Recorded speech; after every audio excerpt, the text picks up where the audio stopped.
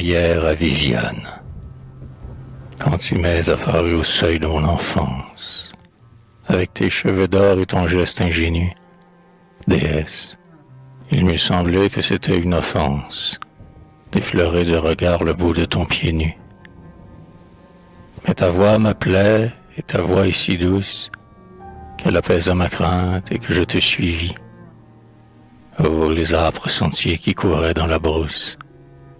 Oh, les longs plateaux noirs que nous avons gravis. Je ne voyais que toi, déesse.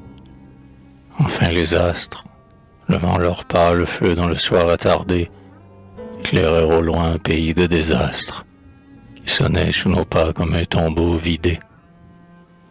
Un grand lac noir dormait au milieu des tourbières, et dans l'ombre, partout où j'enfonçais mes doigts, c'était de lourds granit semblables à des bières, des troncs d'arbres morts taillés comme des croix. Le sol était jonché de corolles flétries, leur âme frêle agonisait sur les coteaux, tandis qu'au ras des gens glissaient dans les prairies les tristes oiseaux blancs des ciels occidentaux. Alors, comme en pleurant, je te cherchais dans l'ombre, une voix grave et tendre et pareille à ta voix, avec des mots soumis aux volontés du nombre, agita les rochers, les marais et les bois. Elle disait, pourquoi ces pleurs? Pourquoi ces transes? Nous, amis, j'étais là, je n'avais pas bougé. Ne laisse plus tes yeux se prendre aux apparences. C'est mon front seulement dont la forme a changé. J'étais là, cette eau noire et ces tristes ravines, les bois et les monts et le ciel inclément, et les pâles regards des étoiles divines. C'est moi toujours, c'est moi quand même, ô mon amant. Tes yeux ne sont pas faits à ma nouvelle image. Tu ne vois que les deuils dont est chargé mon front. Un temps doit venir où tu rendras hommage à la pure beauté qu'ils te révéleront. Est-ce vrai? M'écriai-je. Ô déesse, déesse, mais quel filtre secret aura changé soudain le cristal de tes yeux en un lac de tristesse, les lys de tes joues en un morne jardin. Et comment ton beau front, élargissant sa courbe, utile d'un pôle à l'autre, remplit le vaste ciel. Comment ces bois, ces monts, ces rocs, cette âpre tourbe auraient-ils pu germer de tes hanches de miel? J'attendis, mais la voix ne devait plus reprendre. Des cloches dans la brume égrenaient leur glace sourd. Seul, dans les finis noyés d'un flot de cendres, cette lampe des sœurs Dias brillait toujours. Hélas, j'ai trop dormi sous ces tristes étoiles. J'ai trop aimé ce ciel traversé de longs glas, depuis que ton beau front m'est apparu sans voile. Toujours le même rêve habite mes yeux lasses. Les pleurs ont emmeurtré mes paupières brûlantes. J'ai tant levé vers toi mes bras appesantis. Tant de nuits ont passé, solitaires et lentes, depuis l'aube lointaine où nous sommes partis. Souviens-toi, la campagne était pleine de brousses. Si c'est toi vraiment dont les mains m'ont guidé, donne-moi de mourir en touchant tes mains douces, les douces mains par qui mon cœur est possédé. Et si j'ai pris pour toi quelque forme éphémère, je ne sais quel vain son j'ai levé sous mes pas, donne-moi de mourir en gardant ma chimère, et de t'aimer encore, quand tu ne serais pas.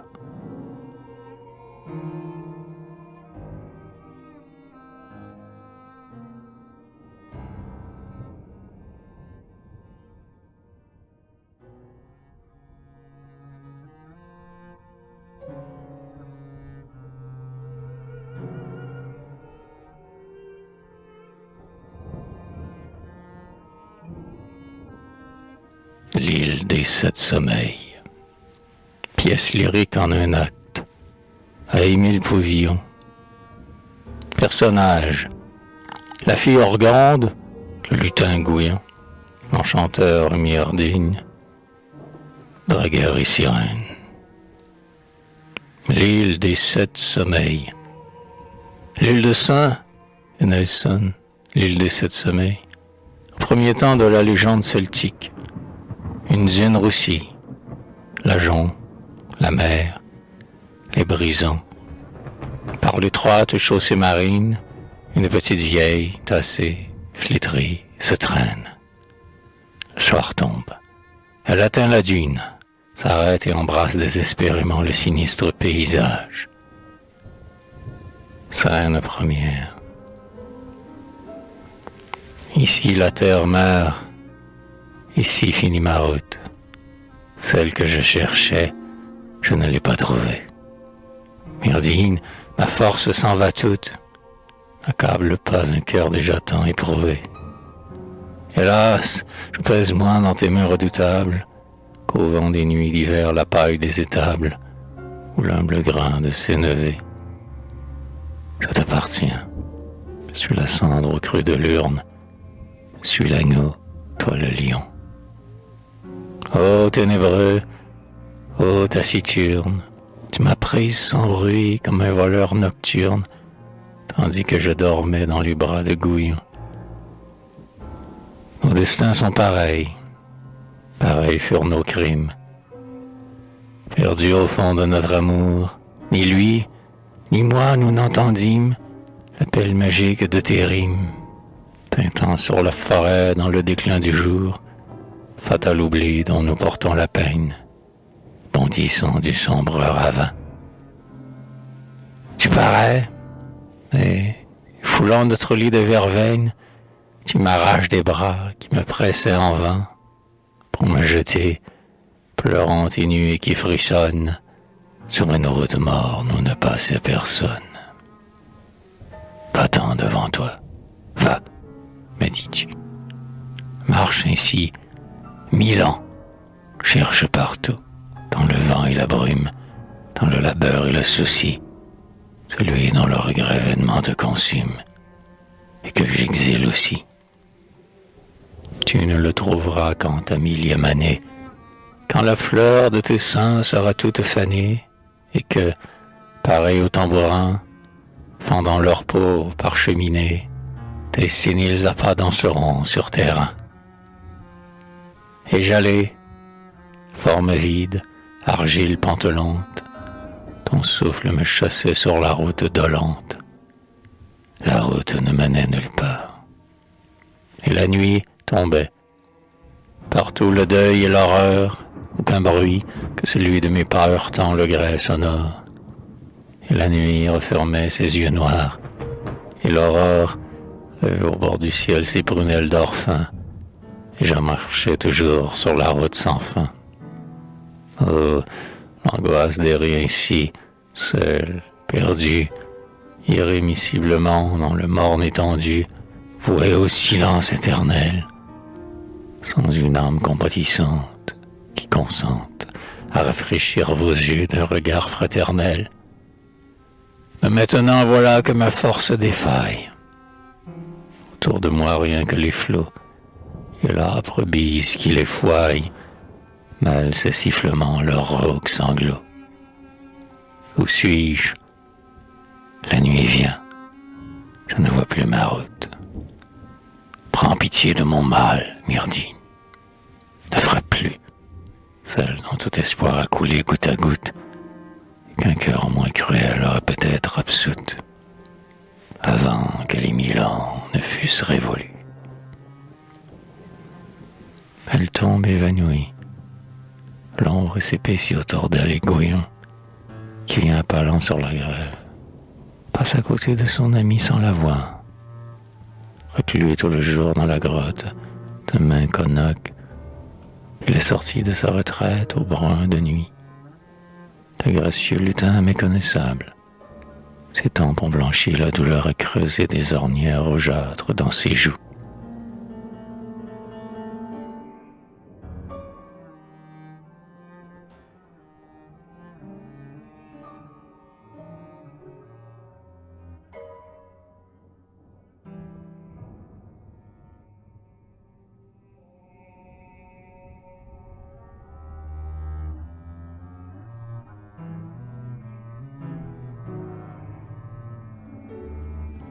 Scène 2.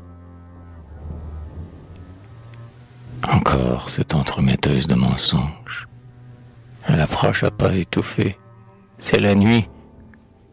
Dame d'erreur, garde pour d'autres tes songes. Je sais trop le réveil qui les suit. Ah, quelle tristesse indéfinissable. Les flots sont partis avec le jusant. Ce sont pas les douces sueurs de sable. Ah, comme la grève est triste à présent. Et regarde.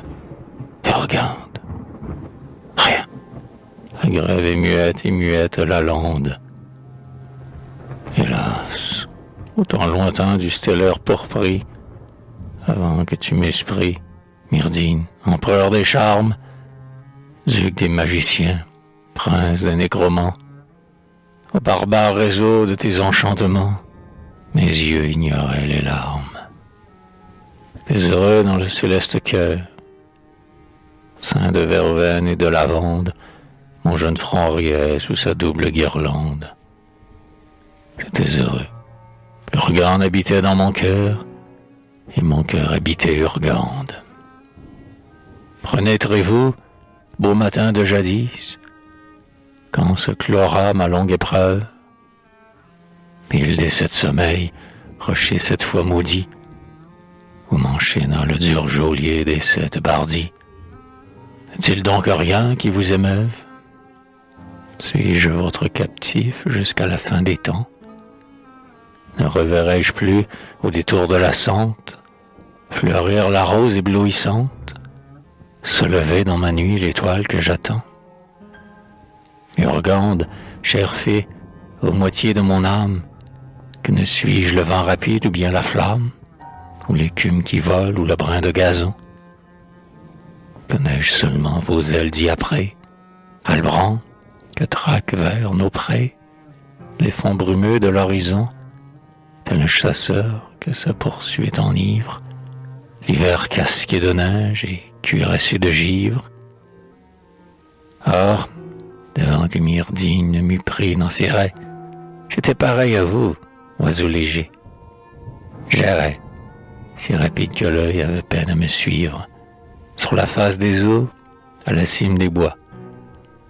Des rivières d'azur filaient entre mes doigts, et mon âme multiple, abondante et joyeuse, nageant sur les couleurs, les parfums et les chants, s'éparpillait dans les arômes de lieuses et dans l'or des soleils couchants. La mer commence à monter, les barques accostent. Dans le lointain, les dragueurs de sable passent en chantant. Sur le banc, dans la brise fraîche, nous avons dragué tant de sable roux qu'on en ferait bien avec une bêche, 1 milon plus haut que la flèche de Saint-Gwenolé, terreur des garous. Soudain, la mer s'est apaisée. On entend au loin siffler les albrands, est-ce avril qui naît parmi la rosée?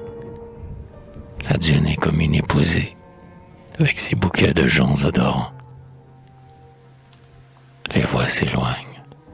Gouillon, au dernier mot, s'est redressé, stupéfait. Il regarde autour de lui. Une floraison merveilleuse vient d'éclore sur la dune et qui, dans ses hauts odorantes, lui dérobe la fée endormie. C'est vrai, qu'arrive-t-il et par quelle merveille? Tout un printemps se lève à l'appel de mes yeux. Oh, spectacle prestigieux! Rêvais-je, si je veille? Tonnerre, éclat. Myrdine, dans un buisson de feu, surgit à la corne d'un rocher.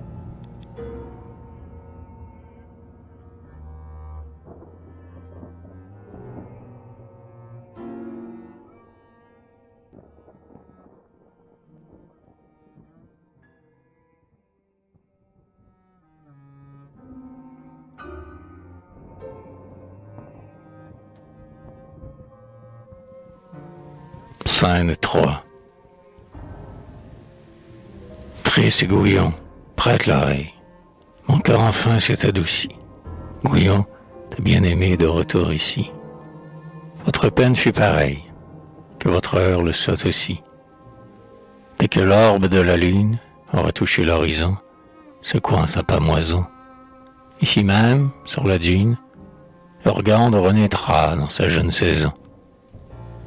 C'était pour reposer sa tête endolorie que la dune, ce soir, s'était toute fleurie. Éveille-la, Gouillon, puis partez tous les deux. Partez, fuyez, âme légère, couple charmant et hasardeux. Reprenez vos ébats au milieu des fougères. Partez, retenez seulement de vos épreuves passagères qu'il vous faut obéir à mon commandement et qu'on n'offense pas Myrdhinn impunément. L'apparition s'évanouit. Une jeune rose s'éveille sur la mer. Et voici que sa couche parfumée, une Urgande nouvelle, délicieusement jeune et jolie, s'étire doucement, lentement. Gouillon, qui ne peut croire à son bonheur, hésite à la reconnaître. Et, tout à coup, on le voit qui s'élance.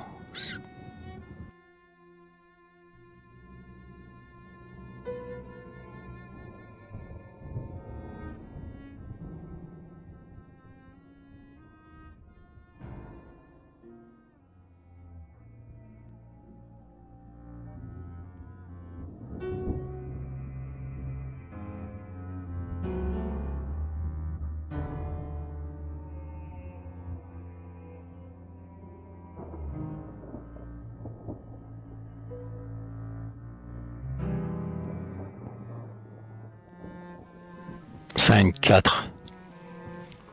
Urgande. Gouillon. Urgande, c'était toi. C'est toi, Gouillon. Comme un ramier sur la lande, j'errais plein d'affliction. Sur les flots de la mer grande, je voguais, triste alcyon. Urgande. Gouillon. Urgande, c'était toi. C'est toi, Gouillon.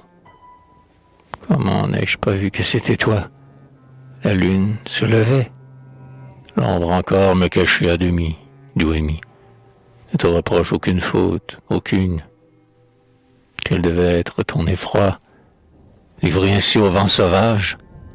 La mort habite ses rivages. Gouillon, je pensais à toi. La nuit était douce, comme au temps d'avril. Les flots de béryl chantaient sur la mousse. Et je sommeillais, mollement couché, sur une jonchée de lys et d'œillets. Quand, durant mon rêve, troublant souvenir, je te vis venir, Gouillon, sur la grève. Chère fée, ô mon Urgande, je mourrai si je te perds. C'est toi, ce sont tes yeux pères, c'est ta bouche de légende, c'est ton rire auroral, ce sont tes mains, je les touche, ce sont tes yeux, c'est ta bouche. C'est toi, coupe d'amour, Urgande, pur Graal. Voix qui réconforte, chère, ô chère voix, sans elle, je crois que je serais morte. Rien ne m'était plus, j'errais, le front hâve, pareil à l'épave que pousse le flux. Étreinte liante, baiser en souci, je tendais ainsi mes mains suppliantes. J'appelais sans fin, Urgande, criai-je, aux chers coups de neige, aux beaux yeux d'orphin. Va, ne pensons plus à ces choses. Mes mots sont terminés, tes chagrins sont finis, puisque nous sommes réunis. Soulade aimée, douceur des ceintures d'écloses, c'est la nuit des métamorphoses. Il pleut des corolles de roses. La mer est lisse comme un pré, et là-bas, où sont les carènes, on entend chanter les sirènes, blanches parmi le flot porpré. L'une dérive la gabarre, l'autre lève au plat bord son jeune front barbare, et, riant à l'homme de bar, la plus belle des trois se suspend au beau pré. Glytonia, Tyronée, Oronol sont leurs noms. Quand l'ivoire répand leurs crins soyeux, une avalanche d'or croule sur leurs épaules. Leurs semblants sont taillés dans la neige d'épaule. La langueur des nuits d'Ao se pâme dans leurs yeux. Matelot, matelot, suivez ces amoureuses, sous les porches d'argent de la glauque cité. Croisez vos bras sur vos vareuses, et laissez-les guider vos paresses heureuses, au pays de la mort et de la volupté. Bien d'autres avant vous ont tenté l'aventure. Un vent mystérieux chantait dans leur mâture. Les cloches de la mer tintaient si doucement que, pour mieux écouter leur magique langage, les hommes se couchaient le long du bastingage et qu'ils pensaient ouïr des voix de diamants. Écoutez-les aussi, ces cloches de promesse. Leurs carillons légers sonnent d'étranges messes, telles qu'aucun de vous jamais n'en entendit. Ah, c'est là, près de l'évêque qui les dit. Et tout à coup, selon leur rite guibélique, elle arque son corps immortel, et dans le monstrueux et sombre basilic, on voit s'ouvrir le lotus symbolique. Le CAS, le ciboire et l'autel. Nous, cependant, couchés sur le sable des grèves, nous n'imiterons pas le farouche pluvier, et nous suivrons, d'un œil ami, sans l'envier, l'appareillage de vos rêves. L'hiver chasse l'oiseau. Plus fidèle que lui, jamais nous ne fuirons cette île hospitalière, et nos cœurs accouplés, demain comme aujourd'hui, ne voudront plus d'autres volières. C'est ici leur dernier retrait, la rive douce et familière. Le nid caché, le nid secret, où s'abriteront sous les branches les deux tendresses toutes blanches, le doux de l'amour dont chacun d'eux mourrait. Ah, Gouillon, ne dis pas qu'il faut partir. Cher homme, ce soir d'hiver est doux comme un épithalame. Où pourrions-nous trouver un tel apaisement? Quel bord serait plus sûr sous un ciel plus clément? Fuyons-les, cependant. Fuyons-les, mon Urgande. Tu n'as pas vu la jonc? Tu n'as pas vu la lande, se convulser au vent de mer?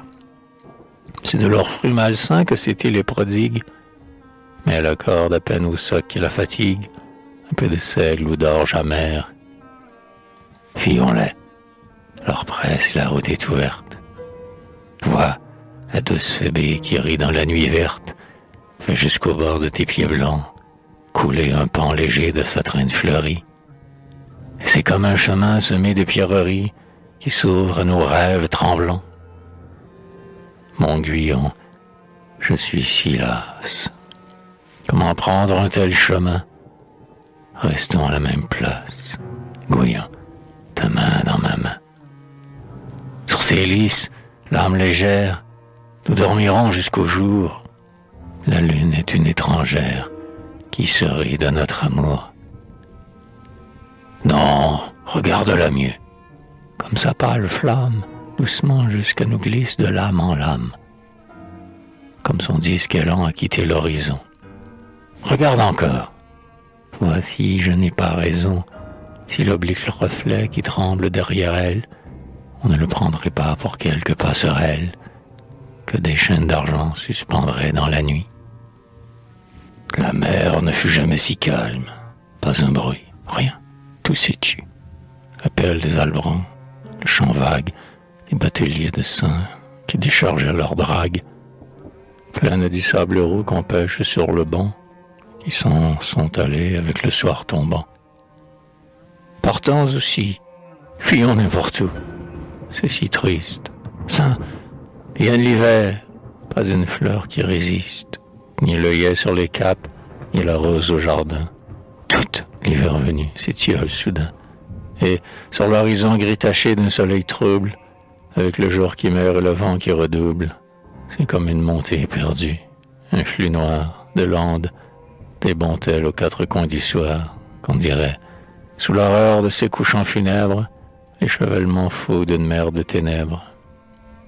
Gouillon, se pourrait-il, ancienne souffrance t'égare, ou trouver un air plus subtil? La dune est comme un grand courtil sous le printemps qui la bigarre. Viens, te dis-je, là-bas où mènent ces clartés, il est d'autres printemps suivis de longs étés. Des jours d'or, une paix lumineuse et chantante. Tu le connais, c'est le pays de notre attente. Le Lilia, l'Éden où lui, fête des yeux, elle, le très beau, le pur et le victorieux. Ô cher rayon, route d'amour surnaturel, étends-toi sous nos pas, magique passerelle, et vous, fleurs du pourpris que nos vœux ont élus, soleil, clarté parfaite, œil du jour absolu, splendeur, et vous, miroir des eaux, mers odorantes, beau ciel pareil aux yeux des vierges ignorantes, bois sacré, frondaison pacifique, et vous, vers qui monte au matin l'hymne fidèle et doux des fiancés et des époux, temple de l'indulgent amour, demeure sainte, parvis de cyname arrosé, stèle de candeur toute sainte, où sur la bouche d'or des molles hyacinthes palpitent nuit et jour d'invisibles baisers. Salut, temple, forêt, soleil, mer lumineuse. Salut, pourpris d'enchantement, fleur que les lèvres de l'amant, dans la douceur du clos dormant, cueillaient aux lèvres des faneuses. Volage ami, cœur vagabond, je sais, mais à quoi bon changer le cadre du poème? Ce que nous avons ici même, pourquoi l'aller chercher ailleurs?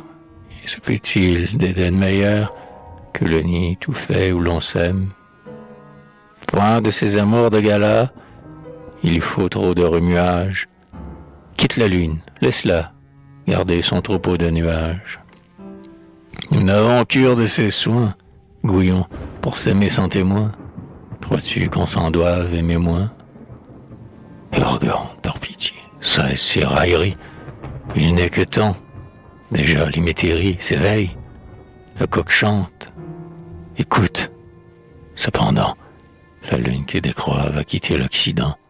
Et si nous refusons de partir avec elle, tout chemin nous sera fermé. Que nous importe, ô mon aimé? Mais c'est le clos d'antan, le pourpris embaumé, et le val et la source et les champs d'asphodèle. C'est tout l'Éden que nous perdons, cher infidèle, si l'aube nous retrouve ici. Maigre souci. Quoi? Tu renoncerais à la blanche demeure, à l'étang qui s'endort parmi les nénuphars? Tu leur préférerais ce ciel, ces flots blafards? Hormis l'amour, tout n'est que l'heure. Ah, pour la préférer au rivage vermeil, aux flots bleus que le vol des palombes effleure. Ah, tu ne connais pas l'île des sept sommeils. Tu ne peux pas savoir quelle race l'habite. Le feu sombre qui couvre au creux de son orbite. Son rire épais, ses travaux sans loyer, et la misère, éternelle Cassandre, accroupie en robe de cendre, sur les dalles de son foyer. Je connais tout cela, Gouillon, et d'autres choses encore. Mais que veux-tu? Je suis lasse des roses, des jours d'or, des flots bleus, des pourpris irisés, et je n'aspire plus, Gouillon, qu'à tes baisers. Tu me les donneras ici. Quoi? Tu t'effraies de me savoir parmi ces bonnes gens braies, ces iliens au cou renflé, au sang fougueux, toujours à labourer quelque océan, ces gueux qui s'en iraient jusqu'en enfer d'une bordée? Moi, je les aime d'être ainsi. J'ai comme idée qu'ils nous accueilleraient fort bien, ces bonnes gens. Nous leur serions des dieux très doux, très indulgents, de petits dieux d'aspect nullement redoutable. Puis ils nous donneraient les miettes de leur table, un peu de lait, du miel, et c'est assez pour nous. Songe donc, tu n'atteindrais pas à leurs genoux. Ils ne te craindraient pas, Gouillon, tout au contraire. C'est charmant, tu serais comme leur petit frère, et moi comme leur sœur un peu tendrette encore. Et le voilà, l'Éden, les voilà, les jours d'or. C'est cela le bonheur, Gouillon. Lorsque tout change, ne point changer, rester ici dans quelque grange, bien close, où le vent d'ouest ne pénétrerait point, seul à s'aimer parmi la bonne odeur du foin. Au matin s'éveiller avec les bartavelles, courir dans le gazon, balayer dans les javelles, aller, venir, trotter, la bride sur le cou. du platier de Vasquerne au brisant des fliscous. Et, pour faire la nico, faneuses du laine, glisser dans leur fichu des fleurs de marjolaine. Ah, les lutins que nous serions, si tu voulais. Comme notre grenier vaudrait tous les palais. Quoi, tu boudes encore? Est-ce que d'aventure, Gouillon, tu jugerais trop noir ma peinture? Ou si c'est mon babule d'oiseau qui t'étourdit? Et pourtant, bien-aimé, je ne t'ai pas tout dit. Pardonne-moi. Durant cet exode farouche, où je cherchais partout tes yeux, partout ta bouche, j'ai vu tant de misère, hélas, sur mon chemin, que j'ai pris en pitié le pauvre genre humain. Réellement, il m'a poussé comme une autre âme. La charité rentre à présent dans mon programme, et je veux, s'il te plaît, le tenir jusqu'au bout. Donc, mon aimé, faisons nos paquets debout. Dans la ferme discrète où seront nos pénates, si les poulains trop vifs ont embrouillé leurs nattes, si le bœuf a rompu sa longe ou le bélier ses entraves, j'entends que d'un doigt familier, et prompt, l'un de nous deux répare le dommage. L'agréable métier, Gouillon, point de chômage, toujours quelques services à rendre. Quant à moi, je sais par le menu déjà tout mon emploi. Traire le lait, rouillir le chanvre aux grandes pluies, souffler le feu, couper le pain, tendre les buis, vanner l'orge, garder la ruche des frelons, brasser la pâte et l'étaler sur les poêlons d'une éclisse savante et sûre en sa prestesse. Vois-tu d'ici l'étonnement de notre hôtesse, qui se frotte les yeux et croit rêver encore, et se signe 3 fois comme un confiteor, en trouvant au matin sa tâche à moitié faite. Tous les jours désormais lui seront jours de fête. Son linge séchera tout seul sur les buissons. Plus de soucis. Enfin son homme et ses garçons, le ventre creux, ne crieront plus après la soupe quand ils débarqueront le soir de leur chaloupe. Un bon feu pétillant d'ajonc les attendra, et, sous l'intimité de leur unique drap, d'étoupe, bien rangés le long de la venelle, les lits clos ouvriront leur crypte maternelle et se feront plus doux, plus chauds et plus discrets. Quel coup du ciel! Voilà nos gens tout guilleraient. Pas un, ma foi, qui s'attendit à la prébande, mais les plus fortunés peut-être de la bande, les plus heureux, Gouillon, ce sera nous encore.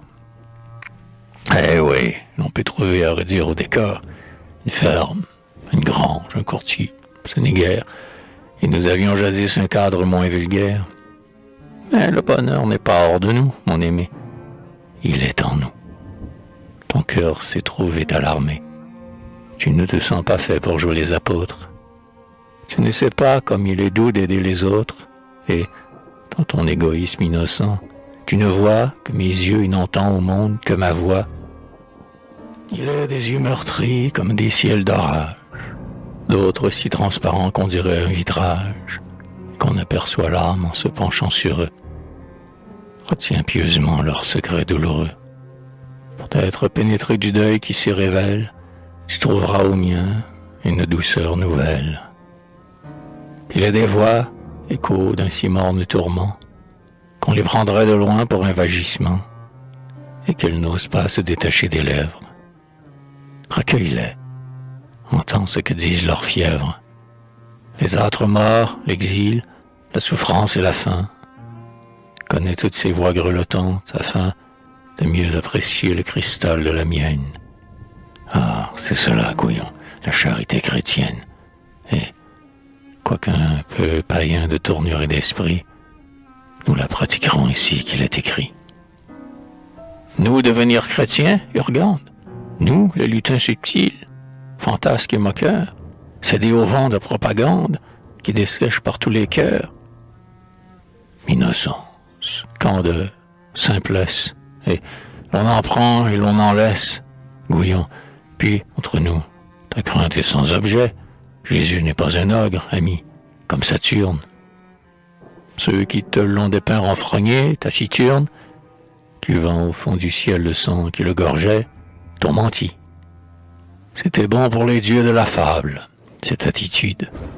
Lui, c'est un être ineffable, qui ne sait que des mots de pardon et d'amour, le plus charmant, le plus exquis de tous les êtres.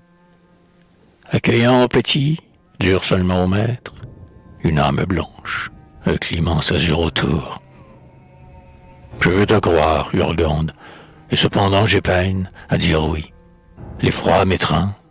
Nouveau venu, j'hésite sur le seuil, la main sur le pain. Je n'ose ouvrir par peur de l'inconnu. Que faire? M'obéir, Gouillon? Chère amoureuse, dis-moi si j'étais sûr que tu serais heureuse, si, par quelque présage inouï, j'apprenais. Un couple d'oiseaux traverse en ce moment le ciel et vient s'abattre auprès d'eux. Gouillon ne le remarque pas, mais Urgande tressaille et saisit Gouillon par la main. Vois donc, ami, dans les genêts, ces deux blancheurs surnaturelles, roucoulements, douces querelles, baisers de ci, baisers de là, ne sont-ce point deux tourterelles? Ouais, on croirait vraiment qu'il a neigé sur elle. Eh bien, mais le présage attendu, le voilà. Regarde encore, plus près. De leur bec adorable, elle tresse un nid, ce me semble. En effet. Un nid, Gouillon, ah, c'est parfait. L'augure jusqu'au bout s'est montré favorable, et tu n'as plus qu'à t'incliner. Ainsi, fais-je sans chicaner, mon Urgande, les sorts sont pour toi, je l'avoue. Et donc, quand il est temps, retournons notre proue. Rentrons port, faisons comme ces beaux oiseaux de lumière, dans les genêts et les roseaux. Bâtissons notre nid de branchages flexibles. Comme eux, sans regretter un ciel inaccessible, laissons s'épanouir nos deux cœurs triomphants. Et, comme eux, mon amour, ayons beaucoup d'enfants.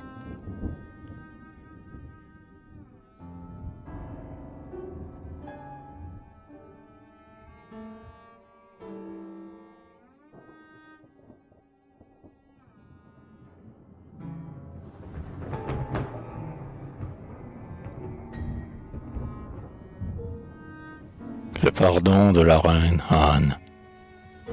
Poème dit par Mademoiselle Delvert, de la Comédie Française, pour les Bretons de Paris. Mona, demain c'est l'aube douloureuse. Demain je m'en irai sur la route poudreuse, et la lande et l'enclos plein d'ombre et le palu, qui s'ouvre au vol lassé de la brune macreuse. Et ta bouche et tes yeux, je ne les verrai plus. Je ne les verrai plus, Mona, douce lumière. Ta bouche est comparable à la rose trémière. Les abeilles prendraient tes yeux pour deux jasmins. Mais les temps sont passés de ma vigueur première, et l'aiguillon trop lourd s'échappe de mes mains. Regarde, dans un corps débile une âme veule. Voilà ce qu'elle a fait de moi, la bonne aïeule. La terre, qui jadis gonflait mon bras puissant, tous ses sucs sont taris. La terre est morte, et, seule, la ville fait au sien des muscles et du sang. À la ville, du moins, tout travail vaut salaire. Ici le grain qu'on sème est un grain de colère. Les paysans sont las de peiner sans profit. En vain ils ont crié vers toi, Dieu tutélaire. Le vieux sol maternel ne nourrit plus ses fils.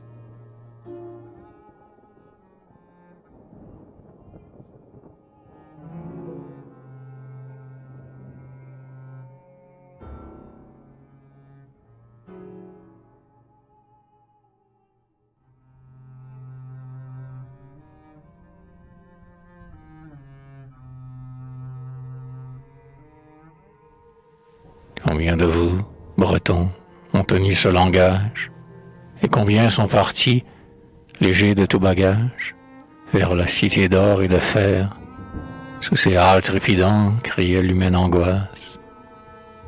Combien ont déserté leur tranquille paroisse pour s'engouffrer dans cet enfer. J'ai vu dans les faubourgs passer vos troupeaux mornes, combien qui s'affaissaient, vaincus, au coin des bornes, combien que guettait l'hôpital, combien qui, pour pour donner le change à leur misère. Entre leurs doigts noueux roulait un vieux rosaire, débris du mobilier natal. D'autres, sur le comptoir des marchands de vertige, tels les pieds que l'averse a couchés sur sa tige, laissaient retomber leur front las, ou, cantonnés à la voix d'un tribun populaire, sous leurs noirs bourgerons fouillaient avec colère pour y tâter leur coutelas. Mais tous, les révoltés, les croyants, les malades, le grabataire avec le tenteur d'escalade et l'alcoolique au rire amer, jeunes ou vieux, dans la prière ou dans l'orgie, tous sentaient par moments la même nostalgie, monter en eux comme une mer. Une mer de silence et d'ombre, mais si douce, que leur âme y glissait mollement, sans secousse, comme une barque au fil de l'eau. Mer étrange, sans un remous, sans une lame, qui ne troublait le battement d'aucune rame, qui ne mirait aucun falot. Ah, vers le paradis de leurs jeunes années, tandis que son courant, comme des fleurs fanées, les emportait avec lenteur. Dieu ciel et bleu, les doux paysages lunaires, qui traversaient les yeux de ces visionnaires, au fil du flot évocateur. Des toits gris se massaient dans l'ombre, un clocher svelte pointait. C'était le soir, un soir du pays celte, plein de langueur et d'abandon.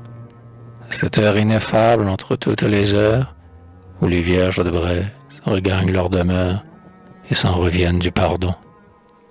Au rythme lent d'une très vieille cantilène, elles passaient, embaumant l'air de leur haleine, le long des genêts épineux, et, de voir onduler leur coiffe de batiste, un biniou lointain, mystérieux et triste, tout bas se lamentait en eux.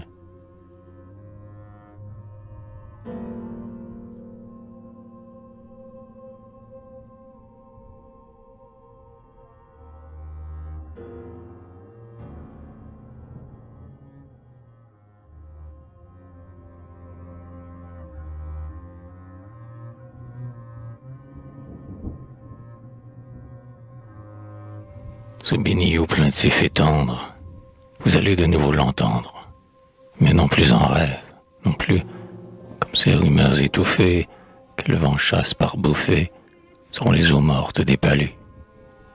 Ô paria de la grande ville, ployé sous un labeur servile, dans les usines des faubourgs, terrassiers, chauffeurs, mercenaires, qui, dans les halles pleins de tonnerre, tanguaient comme des bateaux lourds. C'est dans l'aube d'un gai dimanche qu'elle va monter, claire et franche, la voix du magique instrument, la voix au troublant sortilège, dont les trilles et les arpèges pleurent et rient éperdument. Levez-vous, c'est aujourd'hui fête, aux francs courbés par la défaite, aux cœurs abreuvés de dégoût, puisque, rêvez à votre bagne, vous n'alliez pas à la Bretagne. La Bretagne est venue à vous. Sur ce sol chanté par vos bardes, les binious et les bombardes peuvent s'en donner à plein cœur. Tréoris, Landes, Pavanes sont ici chez eux comme à Vannes, sous les hermines de Mercœur. Car Montfort est terre bretonne, ces murs que le lierre festonne furent vôtres au temps passé, au temps où la belle Yolande mariait la jonde Lalande avec le chardon écossais. Il flotte encore sur cette terre un peu de l'âme héréditaire. Monsieur Saint-Yves y teint ses plaies, et l'on prétend qu'Anne la Brette, plus d'une fois, sous la coudrette, y mena ses branles follets. Sur ce perron tendu de mousse, qui la vit glisser, blanche et douce, dans son juste au corps de l'empas, finalement, d'âge en âge, vous viendrez en pèlerinage, baiser la trace de ses pas. Et quand, par les bleus crépuscules, dans la senteur des renoncules, monteront vos derniers avés, une voix de miel, sa voix même, vous dira la douceur suprême du pays enfin retrouvé. Et, les yeux brouillés, le cœur ivre, incertain de la route à suivre, là-bas, très loin, dans un vieux bourg, où toute clarté s'est éteinte, vous croirez qu'une cloche tinte pour annoncer votre retour.